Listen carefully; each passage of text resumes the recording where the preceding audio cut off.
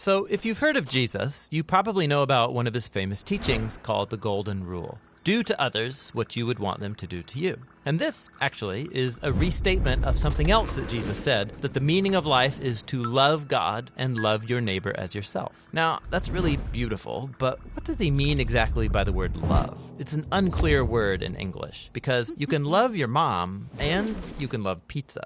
And if the word love means the same thing in both of those cases, your mom's going to feel real bad.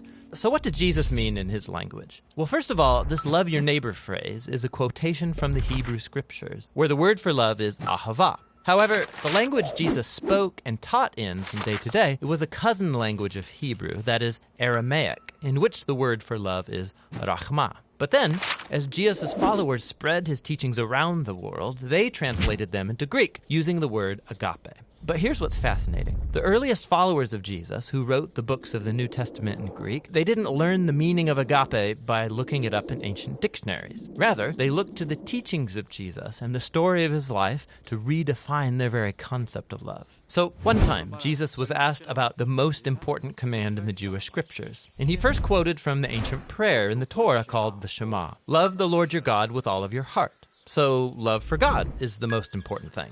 But then Jesus quickly followed up by saying another command from the Torah was also the most important, to love your neighbor as yourself. So which is the most important, loving God or loving your neighbor? Jesus' answer is yes. To ask the question means you don't get his point. For Jesus, they are two sides of the same coin. Your love for God will be expressed by your love for people, and vice versa, they're inseparable. And so this makes it clear that for Jesus, agape love is not primarily a feeling for someone else that happens to you, like our phrase, I fell in love. For Jesus, love is action. It's a choice that you make to seek the well-being of people other than yourself. Jesus also went on to teach that genuine love for God and others means seeking people's well-being without expecting anything in return, especially from people who are in difficult situations, who can't repay you even if they wanted to. According to Jesus, this kind of generous love reflects the very heartbeat of God. And he took this even further. Jesus said that the ultimate standard of authentic love is how well you treat the person that you can't stand. Or in his words, you shall love your enemy and do good to them, expecting nothing in return. For Jesus, this kind of enemy-embracing love imitates the very character of God himself.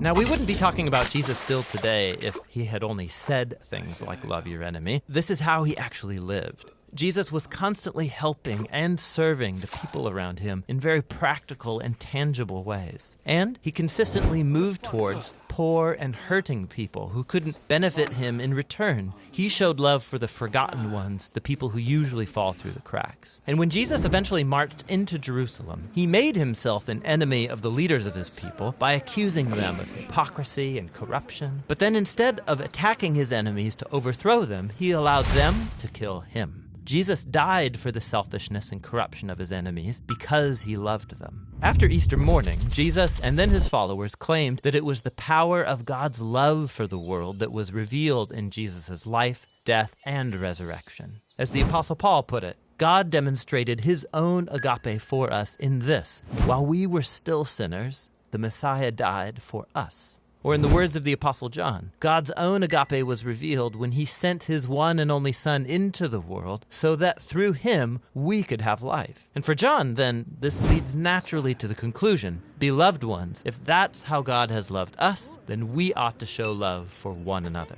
So Christian faith involves trusting that at the center of the universe is a being overflowing with love for his world, which means that the purpose of human existence is to receive this love that has come to us in Jesus and then to give it back out to others, creating an ecosystem of others-focused, self-giving love. And that's the New Testament meaning of agape love.